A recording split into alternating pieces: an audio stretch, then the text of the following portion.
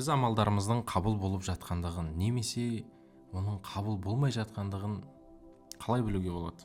Бұған қатысты бір хадис бар, бөліссек. Бір күні Абу Зар Ғифари радиаллаху анху Алла елшісінің қасына келді де, саллаллаху алейхи уассалам, былай деп сұрады: "О Алла елшісі, егер бір адам бір істі тек Алланың разылығы үшін жасап, кейін адамдар оны жақсы көріп, мақтай бастаса, оның үкімі қандай болады?"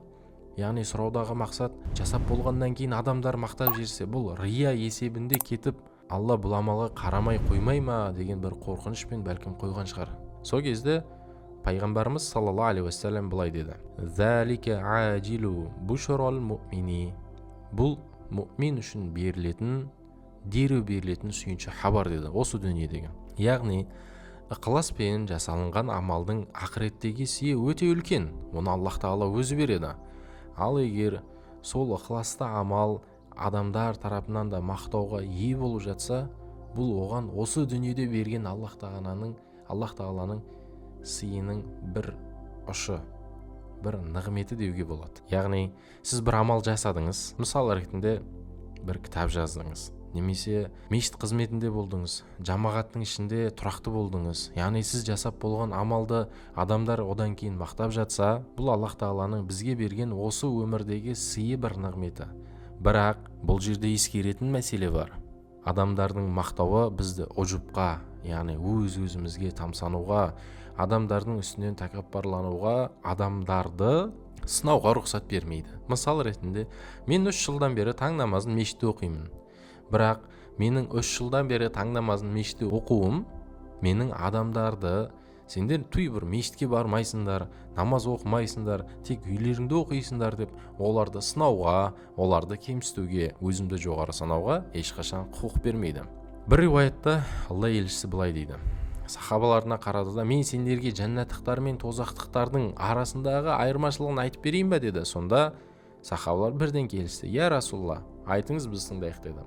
Пайғамбарымыз саллаллаху алейхи уассалам былай деді: "Жәннаттық адамдар адамдардың жақсылығын айтып, адамдарды, яғни оларды мақтап жүретіндер. Өзі де сол жақсылықтарды естіп разы болатын кісілер. Яғни тек жақсы хабардың айналасында жүретіндер, бір-біріне тек жақсылықты үлесетіндер.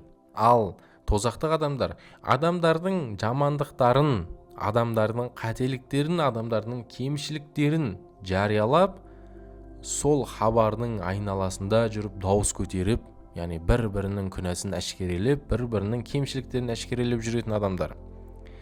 Және десе, сол жамандықтың, сол дұрыс болмаған амалдың ішінде жүрген адамдар" деді.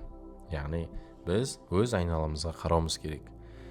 Біздің күнде еститін хабарымыз адамдардың жасап жатқан жақсылықтары ма, әлде адамдардың кемшіліктері ме?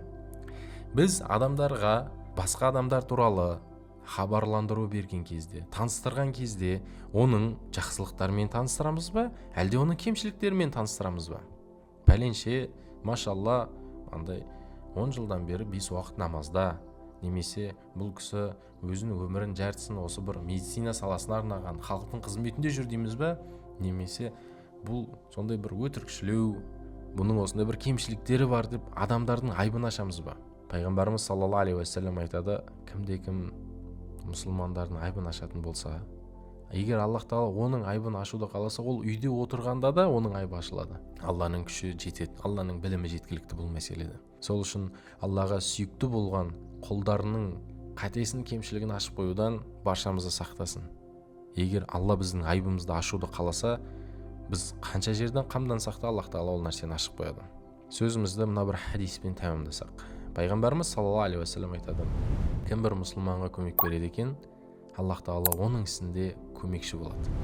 Яғни біздің басымызға бір қиындық іс түсті ма, бірден сол істі шешуге емес, айналамыздағы мұсылмандардың ісіне көмектесейік, Аллах Тағала басымызға түскен қиындықтың үстінде бізге көмек берсе. Яғни тек қана өз қара басымызды емес, айналамыздағы адамдарды да ескерейік. Бұл қысқа уағызымызды қорытындылайтын болсақ, ең әуелі жақсы амал жасап, оның артынан бір алғыс естіп жатсақ, Аллах Тағаладан бізге берілген нығмет. Тәкаппарлануға, ұжупқа берілуге жол жоқ. Ал екіншісі, айналамыздағы адамдарға не айтып жүрміз? Мұсылмандардың жақсылығын ма, әлде мұсылмандардың кемшілігін ме? Үшіншісі ise кім мұсылманға көмек береді екен, Аллах тағала ол адамға өзі көмекші болады. Ассаламу алейкум ва рахматуллахи ва баракатух.